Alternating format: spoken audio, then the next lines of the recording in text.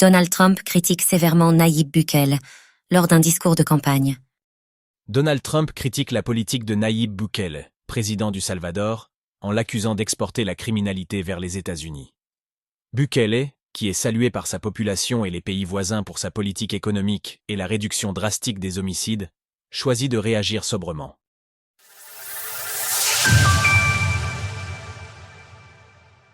Trump dénonce la politique de Bukele.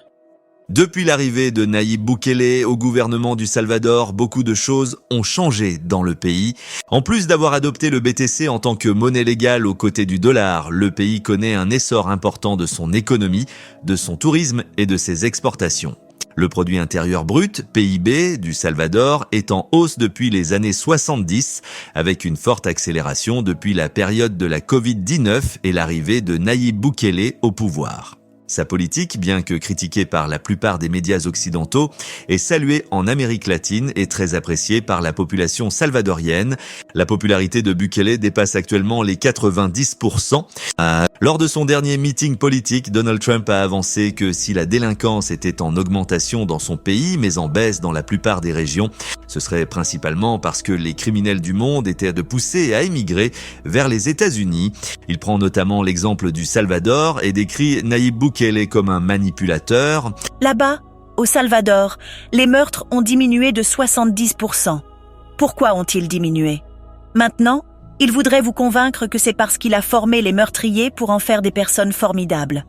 Les meurtres ont diminué parce qu'ils envoient leurs meurtriers aux États-Unis d'Amérique. Puis, le candidat à la présidence des États-Unis a ajouté que lui et son parti prévoyaient une large opération de déportation. Cela va très mal se passer, et de mauvaises choses vont arriver, et vous le voyez arriver tout le temps. C'est pourquoi, pour assurer la sécurité de nos familles, le Parti républicain promet de lancer la plus grande opération de déportation de l'histoire de notre pays. Premièrement, le taux d'homicide au Salvador n'a pas diminué de 70%, mais de 93,3% depuis 2019, passant de 36 meurtres par 100 000 habitants à 2,4 en 2023 et de 97,7% depuis 2015, où l'on avait enregistré 105 meurtres par 100 000 habitants. À titre indicatif, le taux d'homicide aux États-Unis était de 5 par 100 000 habitants en 2023, un chiffre qui n'est jamais passé sous 4 depuis 1960, atteignant jusqu'à 10 pendant les années 80. De plus, même s'il peut être vrai que certains membres des gangs ont quitté le Salvador pour les pays voisins et les États-Unis, le gouvernement de Bukele déclarait au mois de janvier 2024 avoir emprisonné 75,163 membres de gangs, saisi plus de 7000 véhicules, 18 000 téléphones, 3600 armes à feu et plus de 32 000 kg de drogue d'une valeur de 709 millions de dollars. Aux accusations de Donald Trump, Nayib Bukele a répondu « Taking the high road », choisissant de ne pas s'engager dans une querelle publique et de maintenir une attitude diplomate.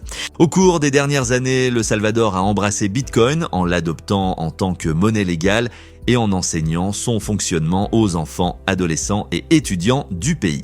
Le gouvernement salvadorien continue ses investissements dans Bitcoin et achète un BTC par jour, détenant aujourd'hui 5 815 Bitcoins d'une valeur de 370 millions de dollars. Sources, Statista, Diario La Huella, Mempool. Retrouvez toutes les actualités crypto sur le site cryptost.fr.